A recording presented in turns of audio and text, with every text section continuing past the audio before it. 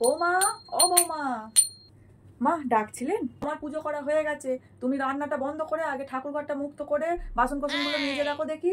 বলছিলাম আপনার ছেলে আজকে তাড়াতাড়ি অফিসে খেয়ে বেরোবে, সেই জন্য আগে রান্নাটা করে নিই, তারপরে না হয় বাসন কোসনগুলো মাজবো, পরিষ্কার করবো। বেশিক্ষণের কাজ না, 2 মিনিটের কাজ, তুমি যাও গিয়ে করো। ঠিক আছে মা, করছি। আসলে কি বলুন তো, ওখানে 2 বালতি জামা কাপড় আপনি ভিজিয়ে রেখে দিয়েছেন, সেগুলোকে কেচে আবার মেলতে হবে।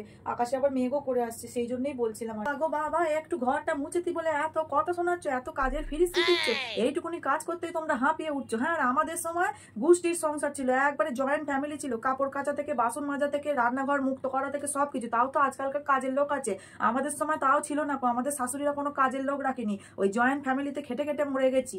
আর এখন তোমরা এই 4টে লোকের সংসার করতে একবারে মনে হচ্ছে দেশ উদ্ধার করে দিচ্ছ। তাও এখনো বাচ্চা কাচ্চা হয়নি। আমাদের সময় বিয়ে হতে না হতে বাচ্চা, 3-4টে করে বাচ্চা সামলেছি, সমস্ত কাজ করেছি। তাহলে আমরা কি করে করেছি? তাহলে তোমরা কেন পারবে না? হ্যাঁ, আমার মা সবসময় ভাবে আমি যে কষ্টটা করেছি সেটা যেন আমার মেয়েকে না করতে হয়, কিন্তু শাশুড়িরা সবসময় ভাবে আমরা করেছি তাহলে ছেলের বউরা কেন করবে না। এটাই হচ্ছে মা আর শাশুড়ির পার্থক্য। কষ্ট করে ছেলেকে বিয়ে দিয়ে বউ এনেছি আমি কাজ করার জন্য? কখনো না।